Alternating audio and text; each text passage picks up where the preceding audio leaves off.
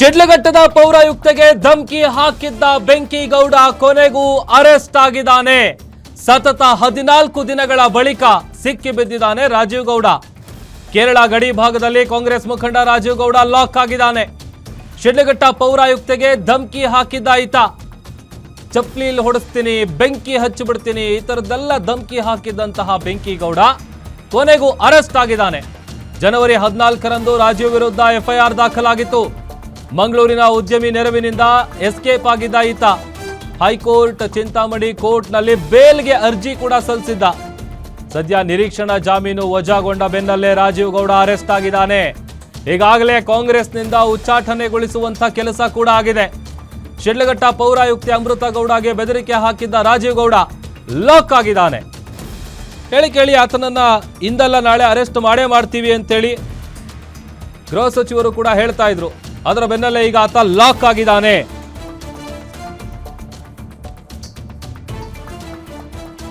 ಶಿಡ್ಲಘಟ್ಟ ಪೌರಾಯುಕ್ತೆಗೆ ಬೆದರಿಕೆ ಕೇಸ್ಗೆ ಸಂಬಂಧಪಟ್ಟಂತೆ ಆರೋಪಿ ರಾಜೀವ್ ಗೌಡ ಕೊನೆಗೂ ಅರೆಸ್ಟ್ ಆಗಿದ್ದಾರೆ.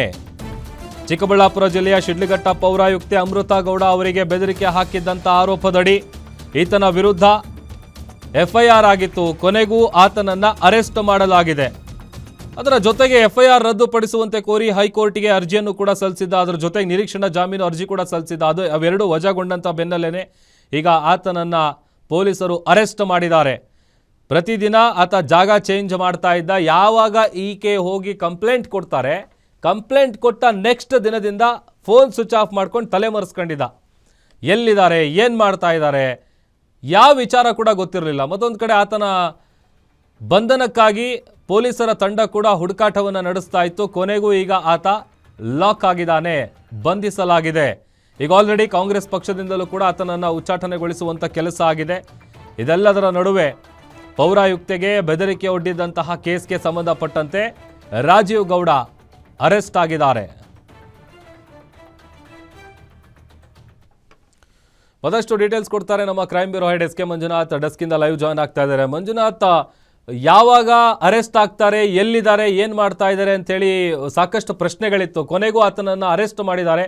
ಹೇಗೆ ಇತ್ತು ಆತನನ್ನು ಬಂಧಿಸುವಂಥ ಕಾರ್ಯಾಚರಣೆ ಹೇಗೆ ನಡೆದಿತ್ತು ಅಂತ? ಪ್ರಭು, ಇಲ್ಲಿ ಏನು ರಾಜೀವ್ ಗೌಡನನ್ನು ಯಾವಾಗ ಬಂಧಿಸ್ತಾರೆ ಅನ್ನೋ ನಿಟ್ಟಿನಲ್ಲಿ ಸಚಿವರು ಇರ್ಬೋದು, ಗೃಹ ಸಚಿವರನ್ನ ಏನು ಪ್ರಶ್ನೆ ಮಾಡಿದಾಗ ಅವರು ಬಂಧಿಸ್ತೀವಿ ಅಂತಕ್ಕಂಥ ಒಂದು ಸಬೂಬುಗಳನ್ನು ಹೇಳ್ತಾ ಇದ್ರು. ಆದರೆ ಕಳೆದ 3-4 ದಿನಗಳಿಂದ ನಡೆದಂಥ ಒಂದು ಕಾರ್ಯಾಚರಣೆಯಲ್ಲಿ ತುಂಬ ಗಂಭೀರವಾಗಿ ತೆಗೆದುಕೊಂಡಿದ್ದಂಥ ಚಿಕ್ಕಬಳ್ಳಾಪುರ ಪೊಲೀಸರ ಒಂದು ಸ್ಪೆಷಲ್ ಟೀಮು ರಾಜೀವ್ ಗೌಡನಿಗಾಗಿ ತೀವ್ರ ತಲಾಶೆಯನ್ನು ನಡೆಸ್ತಾ ಇತ್ತು. ಅದರಲ್ಲೂ DYSP ಅಂದರೆ ಚಿಂತಾಮಣಿ ಉಪವಿಭಾಗ DYSP ಆದಂಥ ಮುರಳೀಧರ್ ಅವರ ನೇತೃತ್ವದ ಒಂದು ತಂಡ ಮಂಗಳೂರು, ಕೇರಳ ಈ ಭಾಗದಲ್ಲಿ ಒಂದು ಸರ್ಚಿಂಗ್ ಕಾರ್ಯದಲ್ಲಿ ನಡೀತಾ ಇತ್ತು. ಅದರ ನಡುವೆ ಇವತ್ತು ಬೆಳಗ್ಗೆ ಒಂದು ಮಾಹಿತಿ ಸಿಗುತ್ತೆ. ರಾಜೀವ್ ಗೌಡನಿಗೆ ಮಂಗಳೂರಿನಲ್ಲಿರ್ತಕ್ಕಂಥ ಒಬ್ಬ ಪ್ರಭಾವಿ ರಾಜಕಾರಣಿ ಆಶ್ರಯವನ್ನು ಕೊಟ್ಟಿದ್ದಾರೆ ಅಂತಕ್ಕಂಥ ಮಾಹಿತಿ ಸಿಗುತ್ತೆ. ಕೂಡಲೇ ಮಂಗಳೂರಿಗೆ ಪೊಲೀಸರ ತಂಡ ಹೋಗುತ್ತೆ. ಆ ವಿಚಾರ ತಿಳಿದಂಥ ರಾಜೀವ್ ಗೌಡ ಅಲ್ಲಿಂದ ತಾನು ಸಂಚಾರ ಮಾಡ್ತಾ ಇದ್ದಂಥ ಕಾರನ್ನು ಮಂಗಳೂರಿನಲ್ಲೇ ಬಿಟ್ಟು ಅಲ್ಲಿಂದ ರೈಲಿನ ಮುಖಾಂತರ ಕೇರಳ ಕಡೆ ಪ್ರಯಾಣವನ್ನು ಬೆಳೆಸಿದ್ರು ಅಂತಕ್ಕಂಥ ಮಾಹಿತಿ ಲಭ್ಯವಾಗಿತ್ತು. ಆದರೆ ಆ ಕಾರಿನಲ್ಲಿ ರಾಜೀವ್ ಗೌಡಗೆ ಸಂಬಂಧಿಕರು ಇಬ್ಬರು ಇದ್ದರು. ಅವರನ್ನು ವಿಚಾರಣೆ ಮಾಡಿದಾಗ ಆತ ಯಾವ ಫೋನನ್ನು ಬಳಸ್ತಾ ಇದ್ದಾನೆ, ಯಾರೊಂದಿಗೆ ಸಂಪರ್ಕದಲ್ಲಿದ್ದಾನೆ ಅನ್ನೋ ಒಂದು ಸ್ಫೋಟಕ ಮಾಹಿತಿ ಈ ಒಂದು ವಿಶೇಷ ತಂಡಕ್ಕೆ ಸಿಗುತ್ತೆ. ಆ ಹಿನ್ನೆಲೆಯಲ್ಲಿ ಆತ ರಾಜೀವ್ ಗೌಡ ಬಳಸ್ತಾ ಇದ್ದಂಥ ಒಂದು ಮೊಬೈಲ್ನ ಟವರ್ ಡಂಪ್ ಮಾಡಿದಾಗ ಆತ ಕೇರಳದಲ್ಲಿದ್ದಾನೆ ಅನ್ನೋದು ಗೊತ್ತಾಗುತ್ತೆ. ಕೂಡಲೇ ಆ ದಿಕ್ಕಿನಲ್ಲಿ ಪ್ರಯಾಣವನ್ನು ಬೆಳೆಸಿದಂಥ ಚಿಕ್ಕಬಳ್ಳಾಪುರ ಜಿಲ್ಲೆಯ ಚಿಂತಾಮಣಿ ತಾಲೂಕಿನ ಉಪವಿಭಾಗಾಧಿಕಾರಿ ಆಗಿರ್ತಕ್ಕಂಥ DYSP ಆಗಿರ್ತಕ್ಕಂಥ ಮುರಳೀಧರ್ ಅವರ ನೇತೃತ್ವದ ಒಂದು ಪೊಲೀಸರ ತಂಡ ಈಗ ರಾಜೀವ್ ಗೌಡನಿಗೆ ಕೇರಳದಲ್ಲಿ ಆತನ ಕೈಗೆ ಕೂಳವನ್ನು ಹಾಕಿದ್ದಾರೆ.